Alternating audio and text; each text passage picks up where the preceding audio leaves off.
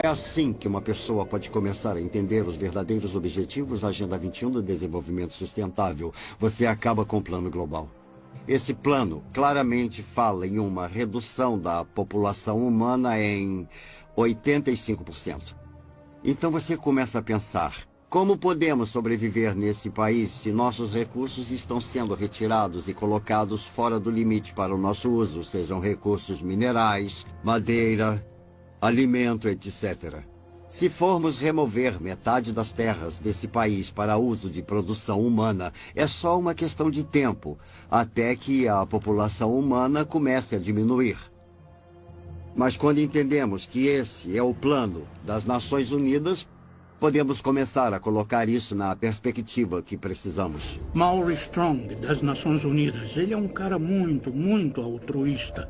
Ele acha que está fazendo a coisa certa para a maioria das pessoas, defendendo que podemos matar alguns deles porque existem muitos. Eu acredito que todo o conceito de controle da população e diminuição da população do mundo para um número em que possamos sustentar o desenvolvimento e chegar até menos de 1 bilhão está preparando o palco para a perseguição em massa. E se as pessoas comprarem essa ideia, que grande parte do mundo deve ser eliminada para que aqueles que sobrarem continuem vivendo. Vamos ver mais guerra, mais fome, mais doenças, algumas delas espalhadas de propósito para reduzir a população humana.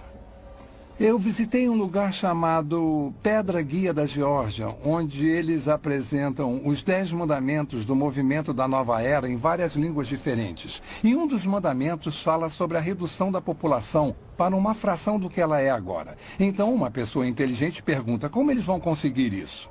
Se esse é um dos objetivos e eles vão trabalhar para alcançar esse objetivo, então quem serão as vítimas e como eles vão escolher quem vive ou morre? As pessoas acham difícil de acreditar porque não ouvem de muitas fontes. Você não vai ouvir na mídia, não vai ouvir dos líderes do governo, não vai ouvir das pessoas que estão criando isso, é um fato. Então as pessoas não percebem como já chegou longe. As pessoas não sabem muito sobre desenvolvimento sustentável porque a grande mídia foi capturada pelos mesmos interesses que controlam os bancos. Nosso sistema de informação público foi comprado ou foi tomado por essas forças que desejam a criação desse mundo único em que os seres humanos se tornam bens da elite mundial. E parece que há muitas pessoas se oferecendo para serem mestre de escravo e manter essa informação escondida. A perda da liberdade não está sendo imposta para a maioria das pessoas no mundo ocidental, não está sendo imposta pelas forças armadas com baionetas, armas e bombas, mas com propaganda. Eles nos convenceram. Apareceu na capa do New York Times, do Washington Post, do The Globe and Mail, do Toronto Star, ou do CBC Nightly News com Peter Mansbridge, se ele ainda estiver por aí vivo. Tem que ser verdade. E por isso todo o resto é conspiração, porque se o que estou dizendo é verdade, é claro que estaria na capa do Toronto Star, mas não pode, porque a mídia faz parte da elite mundial. O objetivo da mídia em uma democracia é informar o eleitorado. O trabalho deles é ser o cão de guarda do governo. Mas temos uma mídia que se prostituiu para fazer parte de um plano, e não apenas em termos do que promove, mas em termos do que esconde. A verdade foi escondida do povo americano, e ainda é. É uma máquina de propaganda incrivelmente organizada. Os impérios controlam as pessoas ou manipulam as pessoas, garantindo que controlam o que elas pensam.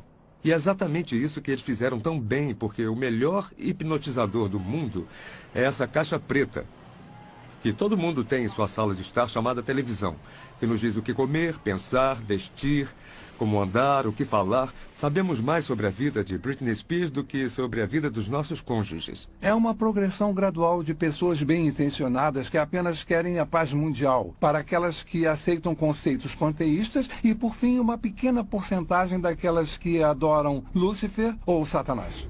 O mal existe.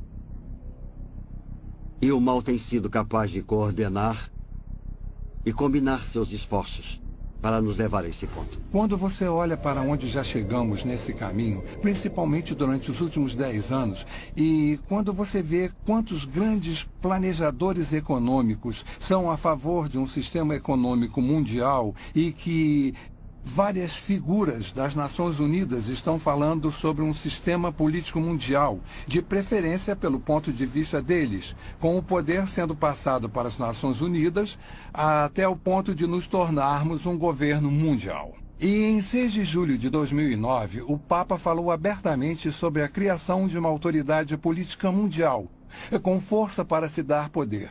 Começamos a perceber que estamos mais perto disso do que imaginamos.